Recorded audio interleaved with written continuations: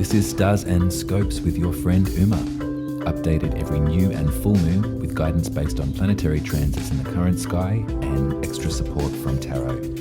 For accuracy, take a look at your rising sign first if you know it, and do feel free to listen to your sun, moon and rising if you'd like the full picture. If you're interested in your birth chart, check out the readings page at umaruby.com. And if you'd like to support the work, head over to buymeacoffee.com/umaruby and you can buy me a coffee. Finally, if you're a visual learner, look up Uma Ruby Tarot on YouTube and you can watch and learn. Okay, let's take a look. Hello Sagittarius and Sagittarius rising, welcome to your horoscope for the new moon in Leo, happening on July the 29th at 3:54 a.m. if you're in the southern hemisphere with me. This is another little moment of reprieve. This is a great time to gather around the cauldron, Sagittarius. This is time for spell work and for wishing for what it is that we want to have happen on our next journey. Now, Leo rules your 9th house, and that's your house, Sagittarius. The 9th is all about travel and mind expansion and connection to spirituality and religion and philosophy, and for teaching and learning, perhaps in a formalized sense in a way, but it's really about the journey of the mind and where we can take it, what limits can we stretch to, and what can we ignite on our time here. Great to have a new moon in this house. Great to really sit with what it is that we know. There's a lot aligned with your soul's intention here. There's a lot aligned with your essence in the 9th house. So great to sit down and make the plan for the next journey. What do you want to achieve on this next leg? What do you want to have happen? What can you call in? And what messages are becoming very clear for you? And what lessons do you want to learn? And where do you want to journey to next? All of these questions are going to be rolling around your head in the next bit of time, and it's the perfect evening to make a list of what it is that you want and to ask for it. That's the new moon energy. I'll get to the tarot cards in a minute, but there's another conjunction that's happening in Taurus a couple of days after this lunation, and I think that a lot of that positivity and that optimism and that pride that Leo invokes in us, that Leo stirs up, will hold you in a really good place for the turbulence that will happen in a couple of days after the lunation. This transit that I'm talking about, this is a triple conjunction, and from what I've learned and what I've read about, it hasn't happened for 2,500 years. The last time that this specific conjunction happened was during the time of Alexander the Great. So the North Node, which is in Taurus, which is setting off those eclipses that we've been dealing with throughout the year, is coming into perfect alignment, conjunction with Uranus, the planet of rebellion, and Mars, the warrior. So there's a lot of fire here. There's a lot of activation, a lot of potential explosion that we're sort of maybe moving towards. And we have the ability and the opportunity to work with that and to see what we can make best of.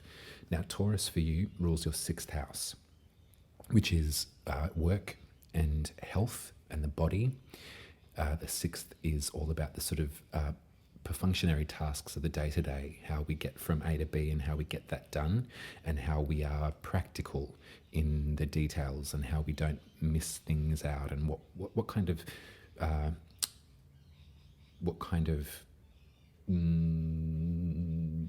systems do we work with day to day.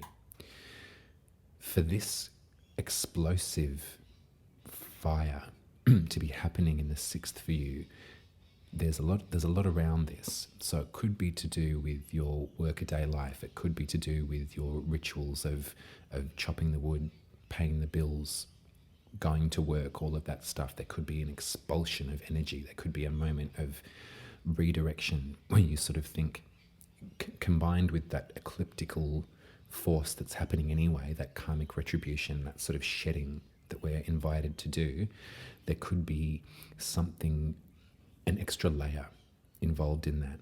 This could also be to do, this could also to be,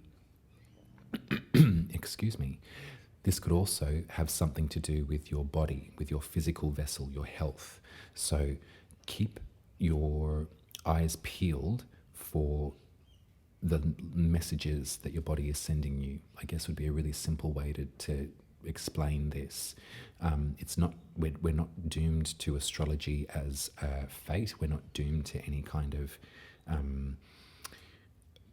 sort of prescriptive destiny with astrology. We are encouraged to learn it and to work with it and to make it work for our benefit and to be of the most service in our clinking, clattering journey around the sun together. So let this pride child, let this lion guide you as we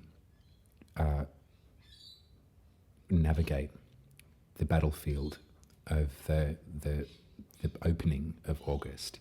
I think that August has a lot of interesting astrology coming up, and there's a lot of things to understand and to learn about our lives in this month. And if you think about the collective, if you think about the group of us, Taurus in the natural zodiac rules the second house, which is talents and self-worth and money-making potential and all of that kind of thing. So there is something there, and we can see it in the ways of the old systems faltering in a lot of ways. I think the big banks are under pressure to give back perhaps what they've been taking freely. There's a sense of the individual rising up and staking their claim in what it is that they are worth, hopefully. And I think gently, as I have conversations with others and as we move through this and explore it together, there is a sense of, it's not trepidation, but it's definitely that there's something that we're all preparing for in terms of the next phase of evolution. You know, all of the, when an old system falls away, there's always kickback, there's always pressure before the new system can flourish. So if we think about life in terms of perhaps like a patriarchal structure that has existed for a long time for us human beings, splintering and falling away, there's going to be a pressure that's pushing back to try and maintain supremacy in some ways. So if we can relate this to your sixth, your everyday tasks, there might be something of a revolution happening there for you. There might be gateways that are opening up for you in your consciousness that you're thinking, oh no, I actually, this is the way that I wish to spend my time. This is the way that I wish to engage with life and with this is what my vocation is. This is how I can be put to best use. Might be things that are sort of cropping up for you. Could be to do with the body as well. I'm not sure if lots of Sagittarians tend to find benefit and find function to do with the body, to do with the physical organism. So there could be something in there too. There could be knowledge, or there could be sort of discoveries or alternate ways of thinking about health and the body that are coming to you that you need to activate and to harness. So in the idea of manifesting for the ninth, how are those two related? I wonder, how is spiritual expansion and teaching attached to your day-to-day, and how can they work together, and how can we best put this petrol to best use?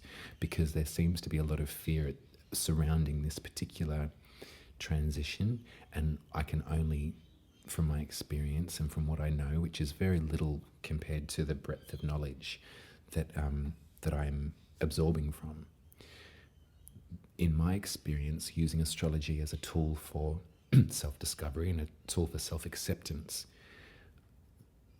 to break away from the prescriptive nature of it is essential, because we can't feel that we're doomed to a fate. That's not what expanding consciousness is. You know, we've all got a part to play in writing the next chapter. So I guess that would be a great wish for you at this new moon, is to think about what your position in that is, and think about what you can do to actively expand the mind and to journey forward with this stuff. So that's the sky, that's the astrology. I'm going to get you some intuitive tarot from the Golden Girls. I think will be a great deck for you, Sagittarius. But Spirit, I'd love 3 cards, please. 3 cards for Sag as they manifest their home base, their home state, the 9th. What can Sagittarius call in their pride persona?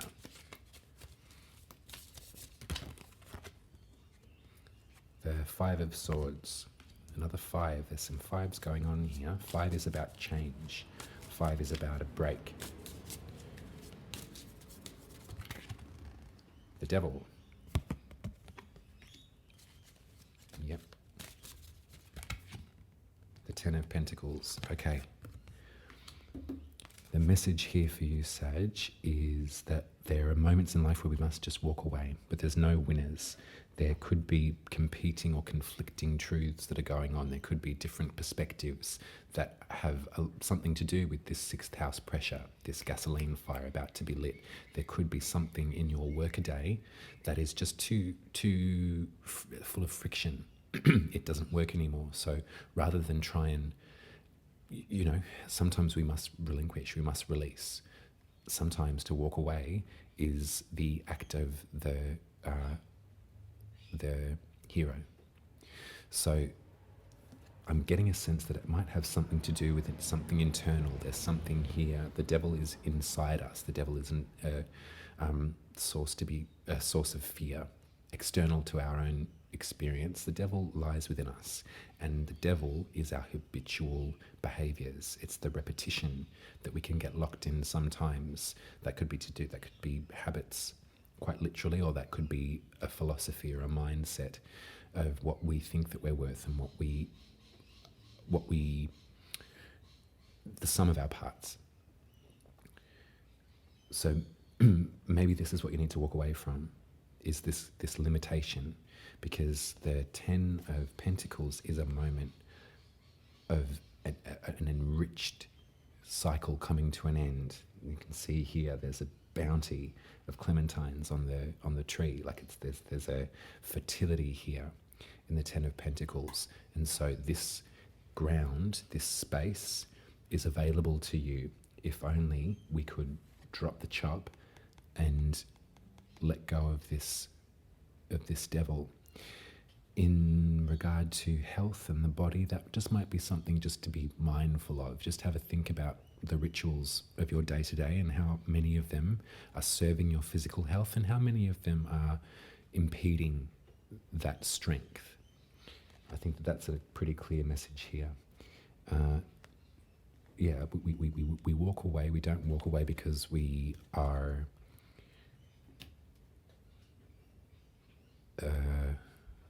lost.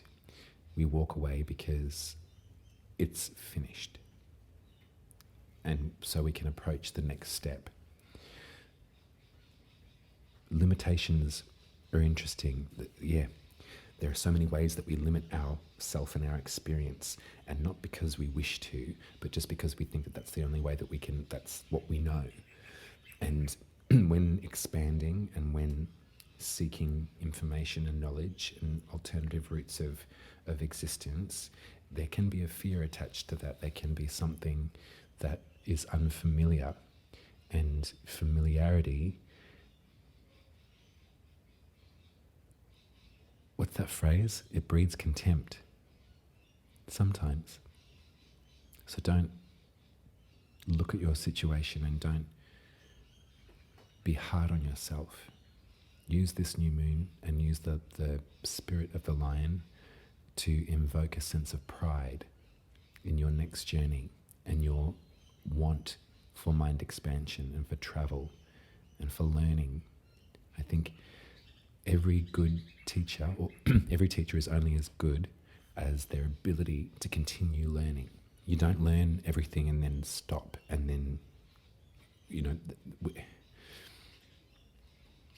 the master is always evolving, the master is always growing and absorbing and seeing where to next. So grab onto that part of yourself, Sag. This is a moment of self-actualization. You're in your home, as I said, your home base. So make it worth it. Be proud of that. Be proud of your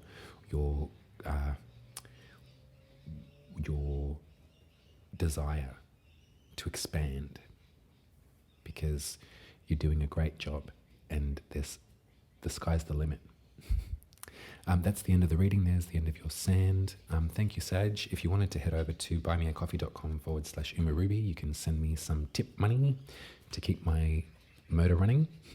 Or if you wanted your birth chart read, you can head to umaruby.com and head to the readings page, and there's a whole list of different journeys, different avenues that we can take to understanding your birth chart more through the tarot and through the astrology. Linked, they're very powerful, they work together. Until I speak to you in 2 weeks for the full moon in Aquarius, take care, you've got all my love, and I'm out. Bye.